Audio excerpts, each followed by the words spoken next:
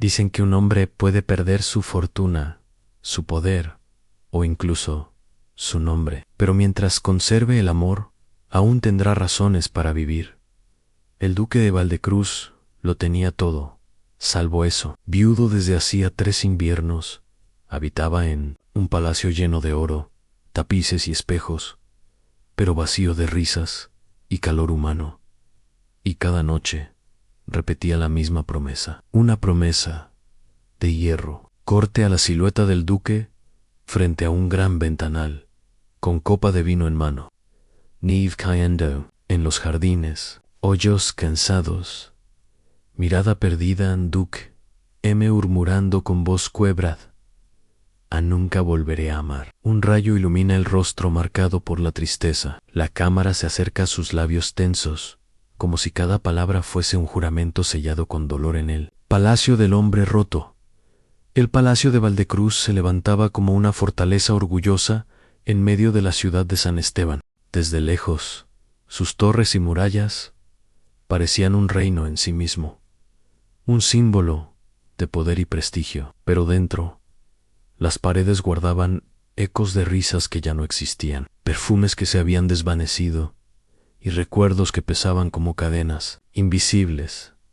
El duque caminaba cada noche por corredores interminables, sin rumbo. Las paredes estaban cubiertas de tapices que narraban victorias militares, conquistas y alianzas. Todo era un testimonio de su grandeza y al mismo tiempo una burla cruel a la soledad que lo corroían. Los sirvientes lo sabían.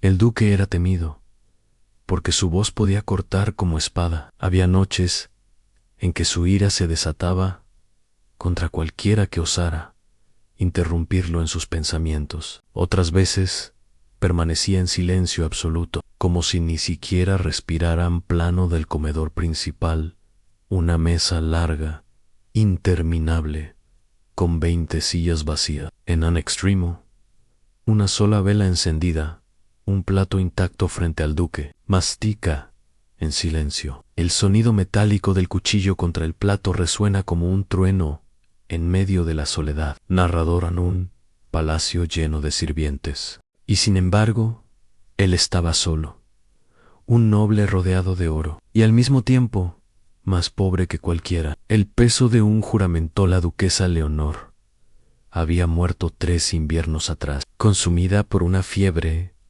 que ni los médicos más renombrados supieron curar. El duque había permanecido a su lado día y noche, sosteniendo su mano hasta que el último suspiro le arrancó el alma del cuerpo con ella. Se fue su sonrisa, su risa, su compasión. El día del entierro, Bayó la Luvía, frente a la tumba recién cubierta de tierra, había pronunciado aquellas palabras que marcaron su destino en duque, en recuerdo, con la voz rota: juro ante el cielo y la tierra que nunca volveré a amar. A ese juramento se volvió su escudo contra el dolor, pero también su prisión. Cada vez que alguien mencionaba la posibilidad de un nuevo matrimonio, él respondía con un silencio helado o con un desprecio brutal. Una llegada inesperada fue, en medio de esa rutina gris, cuando llegó lo inesperado, en plano del amanecer. Un carruaje entra por los portones del palacio, acompañado de soldado. Detrás, una carreta cubierta, con cuerpos encadenados en su interior. Trataba de un grupo de esclavos adquiridos en una subasta organizada por la corona. El duque no había ido personalmente. Su mayordomo, don Esteban, se había encargado. Para él eran simplemente manos que limpiarían, servirían y callarían. Entre ellos venía ella, una joven de cabello oscuro, suelto y desordenado, rostro cubierto por un velo de lino raído. Sus pies descalzos estaban llenos de herida y sus muñecas marcadas por las cadenas. No hablaba, no pedía nada, no lloraban, pero en sus ojos había algo extraño, una calma que no pertenecía a un esclavo. Él despreció don Esteban. Fiel pero servil, se inclinó ante el duque esa tarde en don Esteban. Excelencia, ha llegado el nuevo grupo de esclavos. Entre ellos hay una joven que, quizá, debería ver en Duke, frunciendo el ceño. ¿Crees que me interesa mirar rostros de esclavos? Son piezas de trabajo, no personas. Reparte cada cual donde corresponda, don Esteban titubeando. Sí, mi señor, como usted ordene en plano, de la joven, escuchando, desde la sombra. Sus manos tiemblan, pero no de miedo, de rabia contenida. Los labios, hasta hacerse daño. Baja la mirada, tragando fuego en silencio en la invisibilidad de ella asignada a las cocinas. Su vida se redujo a limpiar suelos, lavar platos y soportar las burlas de otros sirvientes. Nadie preguntó su nombre, nadie quiso saber de dónde venía. Para todos, era invisible, pero esa primera noche, mientras fregaba sola un pasillo, iluminado por velas, el duque la vio en plano. Él baja las escaleras, con una copa de vino en mano.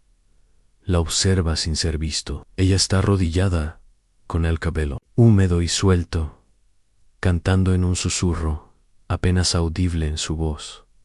No era alegre, pero tampoco derrotada. Era una voz llena de heridas, sí, pero con un brillo que se negaba a apagarse. En el duque se quedó inmóvil, paralizado. Por un instante, juró escuchar en ese timbre algo de Leonor Duque pensando, turbado, porque esa voz me recuerda a ella. Sacudió la cabeza, molesto consigo mismo, y se retiró sin decir palabra, a la humillación en la cena. Al día siguiente, en una cena con varios nobles, ocurrió el primer enfrentamiento.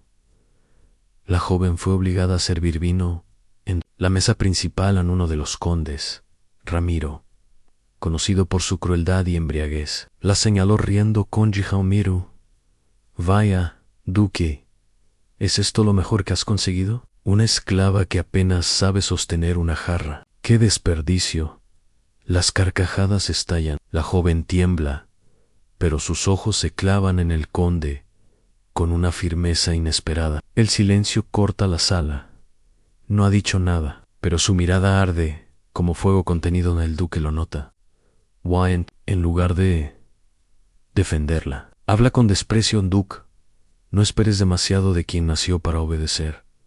A las risas vuelven a estallar. A la joven inclina la cabeza con dignidad rota y se retira en silencio. Narrador, ese día el duque creyó haber sofocado cualquier chispa que pudiera recordar el amor, pero estaba equivocado, porque en la humillación de una esclava, en el silencio de una mujer despreciada, se ocultaba la semilla de un destino que ni él ni nadie en aquella corte podría imaginar. La cámara se funde a negro. Se escucha la voz en eco como un juramento que se repite en la eternidad en Duque.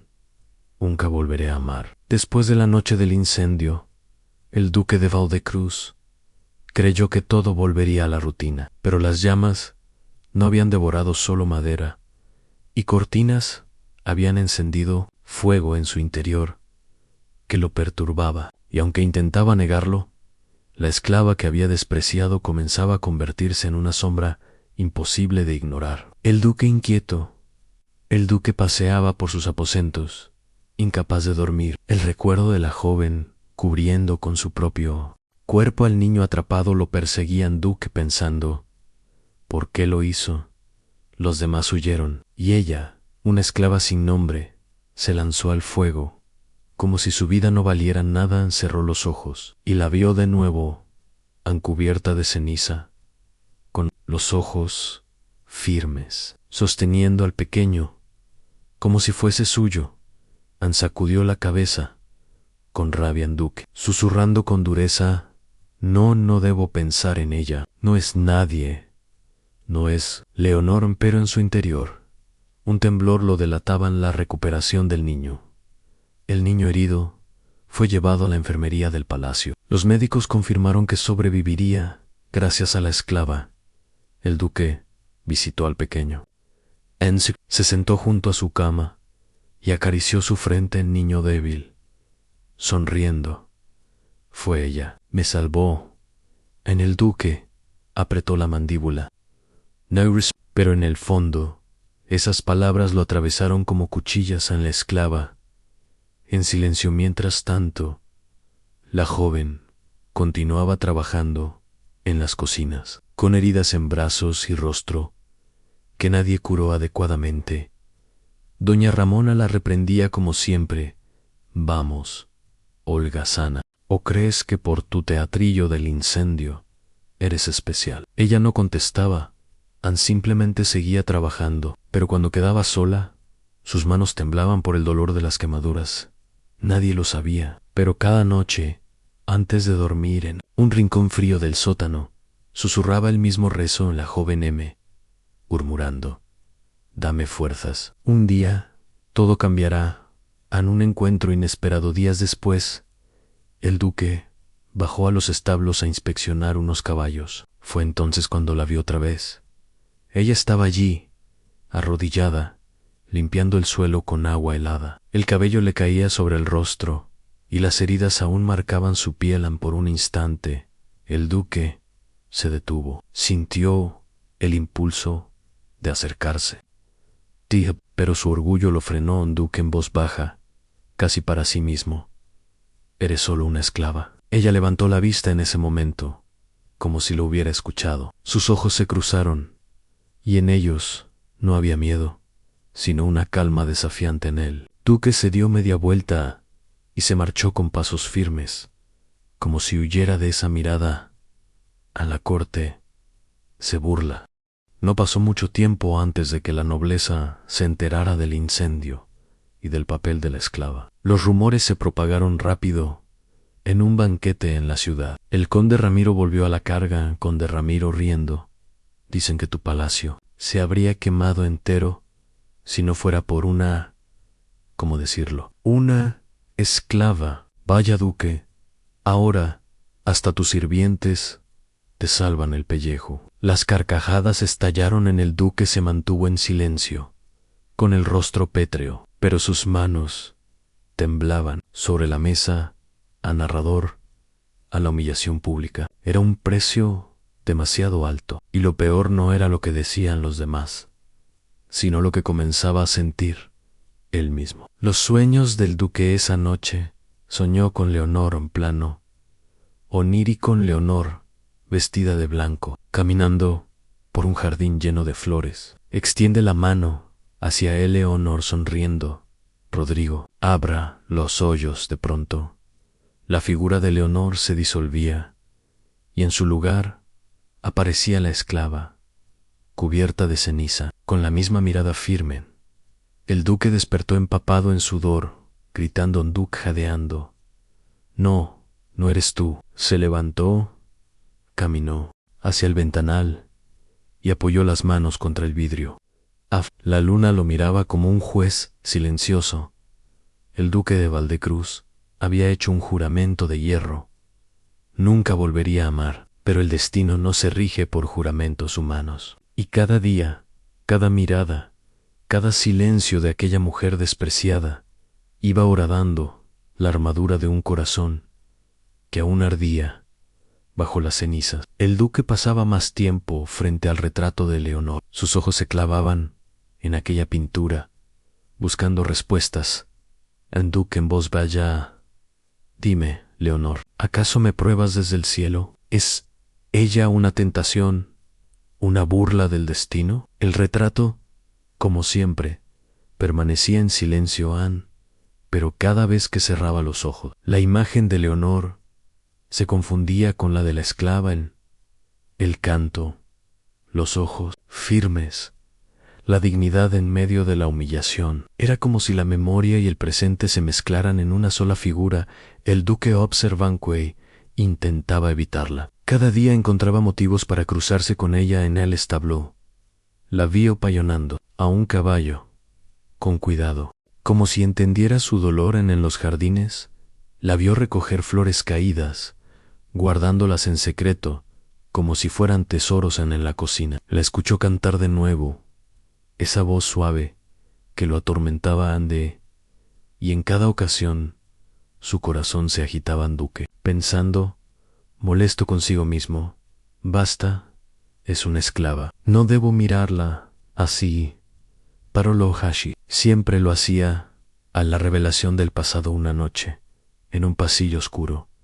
El duque la encontró de nuevo. Ella cargaba un cubo de agua. Sus manos estaban heridas, por impulso. Él habló, Duque Seón voz dura, pero curiosa. Dime, ¿de dónde vienes? Ella lo miró sorprendida. Nunca le había dirigido palabra directamente. Dudó unos segundos, pero luego respondió con calma a la joven. De un lugar que ya no existe. Mi aldea fue quemada, a mi familia, tomada en el duque. Guardó silencio. No esperaba respuesta. La joven Seón voz firme, aunque quebrada por dentro. Me vendieron, y desde entonces he sido invisible. Por un instante, él no supo qué decir. Vio en sus ojos la misma tristeza que había visto en Leonor cuando lloraba por las injusticias del reino, pero se obligó a endurecerse. Anduc, Seón frialdad, eres esclava. No hay más que decir en ella. Bajó la mirada, pero no en señal de derrota. Era un silencio lleno de orgullo contenido. A las humillaciones crecen en la corte. Las burlas contra el duque se intensificaban. El viudo y su esclava, murmuraban los nobles. Dicen que la protege. Será su nuevo capricho. En Ambanquet, Ramiro fue más lejos que nunca. Mandó llamar a la esclava para que cantara frente a todos. Ancón de Ramiro Seón tono cruel. Dicen que tiene una voz especial. Vamos, esclavau, canta para nosotros. Ella lo miró con rabia, pero obedeció. Cantó una melodía triste, tan profunda que el salón quedó en silencio por unos segundos. Hasta los más crueles se callaron. Pero Ramiro rompió el momento con Ramiro riendo. Bravo, una esclava que canta como una reina. Las que solo sirva para fregar. Suelos en las carcajadas volvieron a llenar el salón. El duque apretó los puños bajo la mesa. Su corazón ardía. Por primera vez quiso levantarse, gritar, calar a todos, pero su orgullo, su juramento lo encadenaron a narradorán.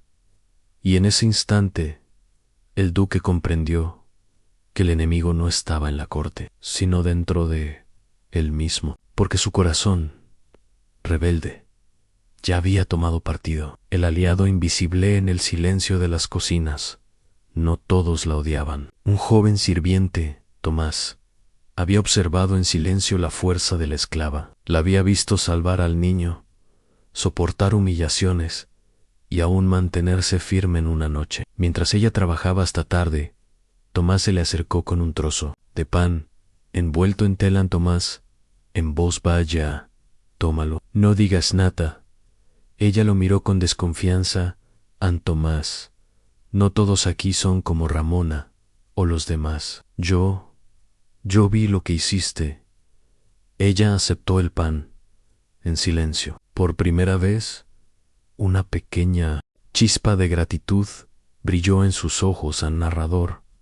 En medio de la soledad, la esclava comenzaba a despertar algo que ni siquiera buscaba lealtades. Y ese sería el inicio de un cambio mucho mayor. El veneno en la corte. Mientras tanto, la política se enrarecía. Rumores de conspiración se extendían por San Esteban. El rey había enfermado misteriosamente. Tras un banquete, algunos susurraban que había sido envenenado. Otros, que traidores dentro de la corte buscaban derrocarlo en el duque.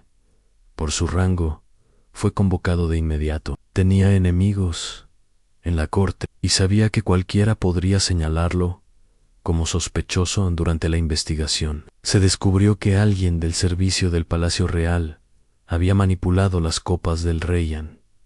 El duque frunció el ceño. Quiero que revisen a todos mis sirvientes. Nadie queda fuera. El ambiente en el palacio se volvió de hielo. El descubrimiento de LFU. Entonces, cuando la esclava, limpiando el pasillo, escuchó una conversación en voz baja. Dos hombres, mercenarios, disfrazados de criados, hablaban sobre el veneno y sobre un pago que recibirían.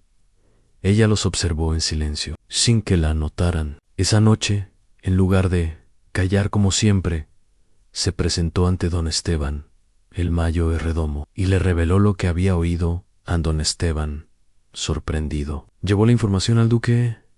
El duque la mandó llamar al duque. Seón dureza, ¿por qué dirías algo? Pudo haberte costado la vida a la joven firme, porque no soporto la injusticia. El duque la miró largamente. Sus palabras eran las mismas que Leonor había pronunciado muchas veces a Leonor. Recuerdo en eco, Rodrigo, nunca cierres los ojos ante la injusticia. El duque apartó la mirada, turbado en la humillación pública días después, en un nuevo banquete. La tensión explotó.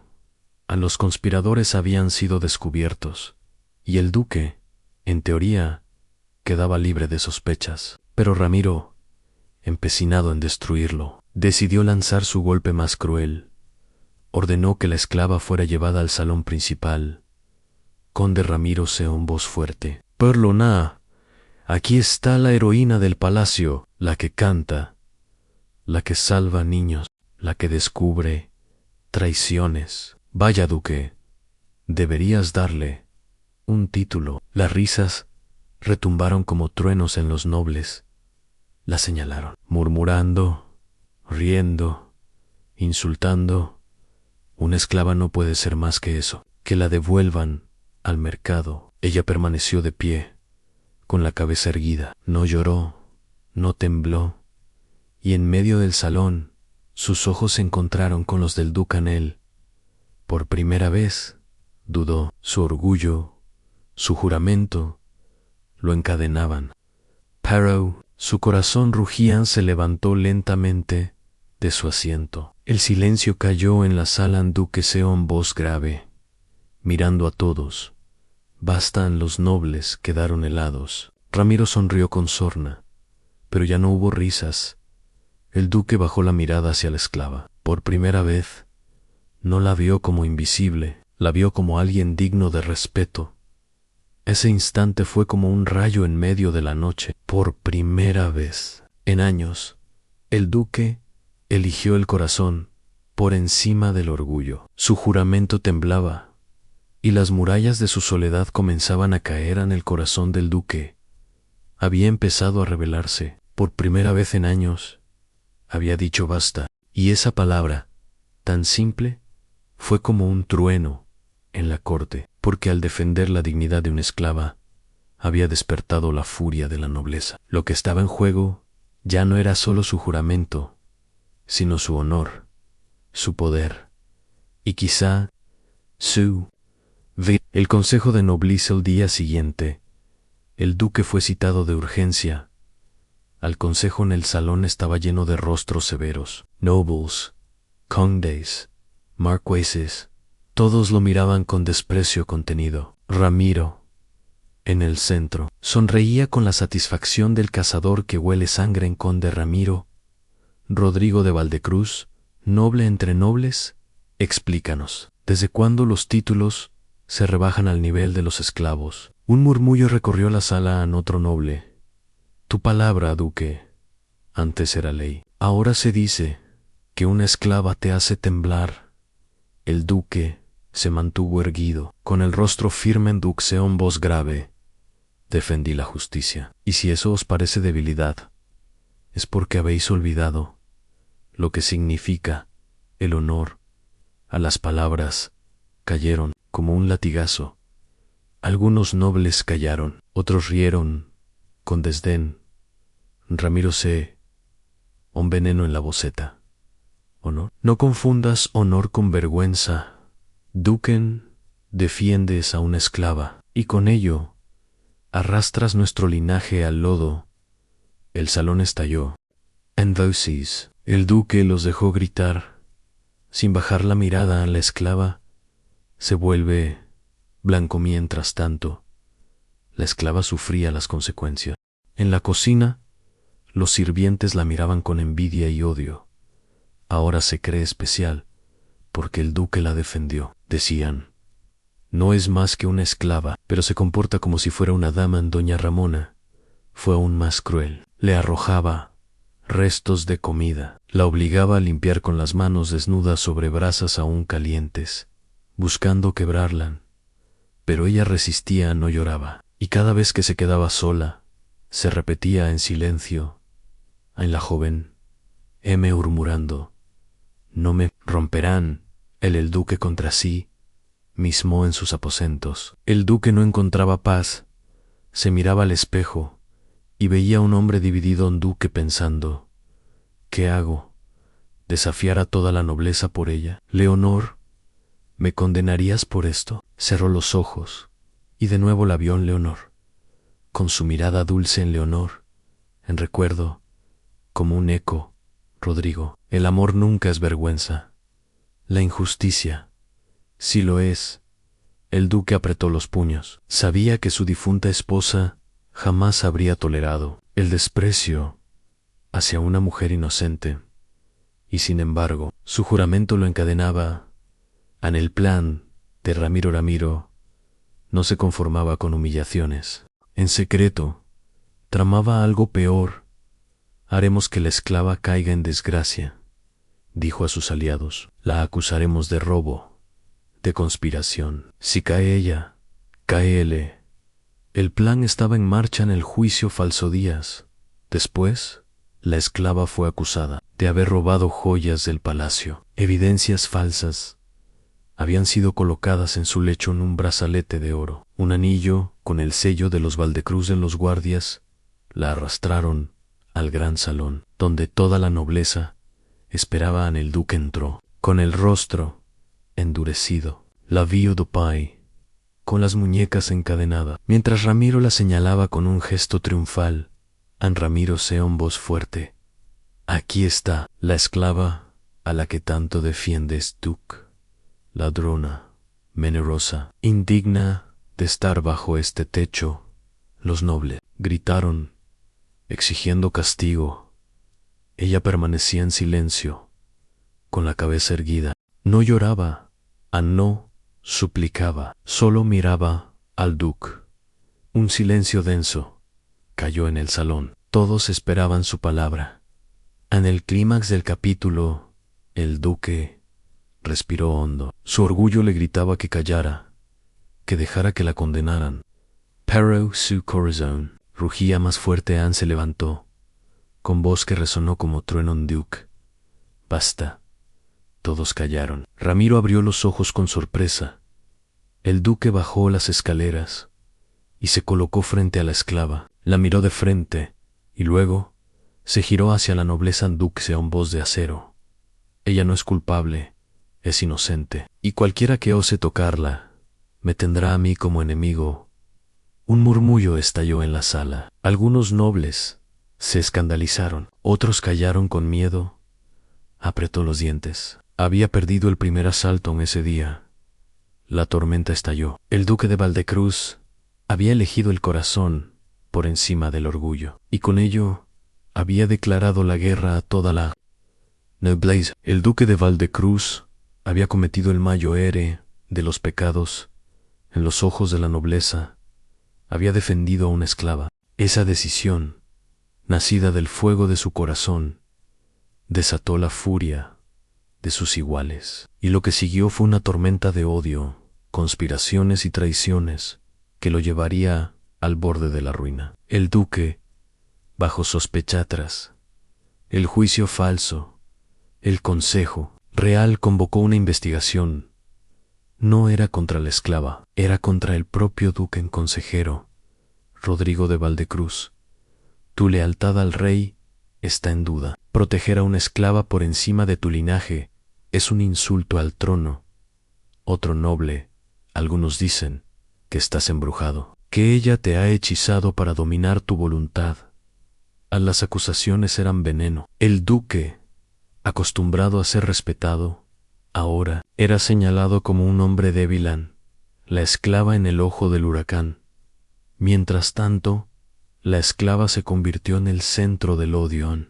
En la cocina, los sirvientes la escupían, la golpeaban a escondidas. En el mercado, cuando iba con otros a comprar víveres, las mujeres del pueblo la insultaban. Ramera del duque, vergüenza para todos. Ella soportaba todo en silencio, con la cabeza erguida, pero cada palabra era un latigazo en su alma. En una noche, al regresar al sótano, encontró sobre su cama un mensaje escrito en carbón: a muerte a la esclava del duque. Sus manos temblaron. Paró, no loro. El duque entre dos fuegos. El duque bebía más que nunca. Se encerraba en sus aposentos, luchando con sus pensamientos. Anduc, hablando solo, frente al retrato de Leonor. ¿Qué quieres de mí, Leonor? ¿Qué castigo me impones? ¿Acaso debo renunciar a ella para honrarte? ¿O debo defenderla, aunque eso me destruya? Golpeó la mesa con furia Anduc, gritando: nunca volveré a amar. Pero en su interior sabía que ya estaba amando en la traición. Ramiro y sus aliados tramaron un plan definitivo. En una cena, frente al rey enfermo, acusaron al duque de traición. A Ramiro, mi señor, Valdecruz ha puesto a una esclava por encima de su linaje. ¿Quién asegura que mañana no te pondrá a ti por debajo de ella? El rey, débil, escuchaba en silencio. Sus ojos, cansados, miraban al duque con desconfianza. El golpe final llegó cuando Ramiro presentó un testigo falso, a un criado que juraba haber visto a la esclava conspirando con mensajeros enemigos. La corte estalló en voces: noble, que la ejecuten; otro, que el duque sea destituido. El clímax de la caída. El rey, presionado por los nobles, no tuvo más opción. Ordenó que la esclava fuera encarcelada en las mazmorras. Los guardias la arrastraron delante de todos. El duque intentó detenerlos, pero varios nobles lo rodearon, sujetándolo con miradas de acero. En ella fue llevada con cadenas, pero en el último instante volvió el rostro hacia él. En su mirada no era de miedo, era de fe, como si supiera que él no la abandonaría. El duque sintió que el mundo se le derrumbaba a la caída. Había comenzado. El duque, una vez intocable, ahora era prisionero del desprecio de la corte y la mujer que había despertado. Su corazón estaba encerrada en las sombras, pagando el precio de haber sido vista por primera vez. La esclava, aquella mujer sin nombre que había desafiado al fuego, a la burla y a la injusticia, yacía ahora en una celda fría, encadenada. Mientras tanto, el duque de Valdecruz, orgulloso y roto, comprendía al fin que su mayo era enemigo. No era Ramiro ni la nobleza, sino el juramento que lo había condenado a una vida de sombras. Y llegó el día en que la promesa de hierro se quebró para siempre. La prisión. La joven estaba en la celda, cubierta de harapos, pero aún erguida. Su mirada seguía firme. Un guardia se burló de ella. Mañana, esclava, serás exhibida ante toda la corte. Te juzgarán públicamente y nadie te salvará. Ella no respondió. Cerró los ojos y susurró en su lengua natal un rezo. En su mente recordó a su familia perdida, a su aldea en llamas, a la niña que había sido, y por primera vez permitió que una lágrima rodara por su mejilla. En el duque y su decisión en su aposento. El duque se encontraba frente al retrato de Leonor. Bebía en silencio, con la mirada perdida. Duque en voz baja: Leonor. He sighed, oh, prisionero de mi promesa. Creí honrarte al condenarme, pero ahora entiendo que lo que me enseñaste no fue a aferrarme al dolor, sino a luchar por la justicia. Se levantó con furia, arrojó la copa al suelo y tomó su espada. Anduquese en voz firme, por primera vez libre: no permitiré más injusticias, ni contra ella, ni contra mí mismo. La corte prepara el espectáculo. Al día siguiente, la corte se reunió en la plaza del palacio. Era un juicio público. Ramiro, sonriente, Presidía el espectáculo la esclava. Fue llevada encadenada, obligada a arrodillarse. Anti-to-dos. Los nobles la insultaban, las damas reían, el pueblo murmuraba. An Ramiro Seón voz triunfal. Aquí está la causa de la ruina del duque, una esclava que lo embrujó, una ladrona, una vergüenza. Hoy la justicia devolverá el orden a nuestro reino. El verdugo se adelantó, con cadenas más pesadas en el clímax. El duque entra de pronto. Se abrieron las puertas del salón. El duque entró con paso firme, espada en mano, mirada de acero, el murmullo. Se volvió silencio absoluto. An se colocó frente a ella, interponiéndose entre la esclava y sus verdugos. En duque Seón voz de trueno. Basta. Ramiro se levantó, indignado. En Ramiro, ¿te atreves a desafiar al consejo, Rodrigo? Has perdido la razón. Duque con voz firme, mirando a todos. No he recuperado la razón. Durante años me encerré en un juramento de dolor, negándome a vivir. Pero esta mujer que ustedes llaman esclava, me ha mostrado lo que significa el verdadero valor.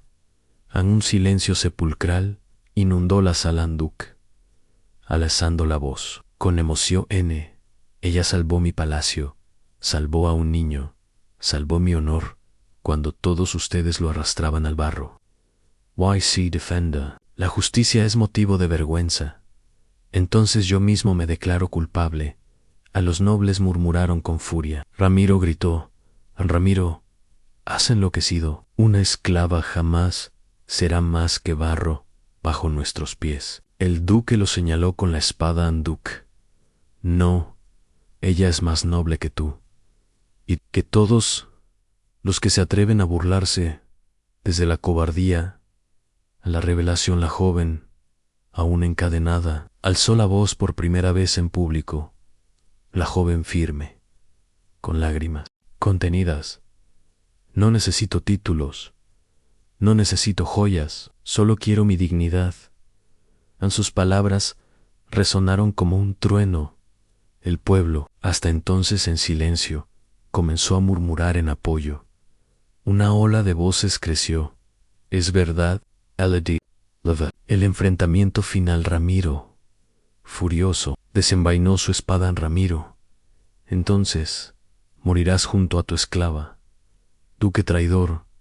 El salón estalló en caos. Los guardias se abalanzaron, pero el duque, con la furia de años contenidos, luchó como un hombre que ya no temía perder nada. El enfrentamiento fue brutal. Al final, con un golpe certero, el duque desarmó a Ramiro y lo arrojó al suelo frente a todos. An duque Seón voz de acero. Este es el verdadero traidor. Los nobles quedaron mudos. El pueblo aclamó la redención. El rey, debilitado, pero consciente del clamor, levantó la mano al rey. Que se rompan sus cadenas. La esclava fue liberada. Sus muñecas sangraban, pero alzaba la cabeza con orgullo. El duque se volvió hacia ella, temblando. Duque en voz baja, solo para ella. Perdóname, tardé demasiado en verte. Ella lo miró, con lágrimas en los ojos, y respondió. A la joven, no me salvaste tú, yo te salvé a ti. El desenlace. El narrador cierra con solemnidad, y así. En el mismo salón donde fue humillada, la esclava se convirtió en símbolo de dignidad. El duque, que juró nunca volver a amar, comprendió que el amor no es traición a los muertos, sino fidelidad a la vida. Y desde ese día, el viudo de Valdecruz dejó de ser un hombre roto para convertirse en un hombre redimido.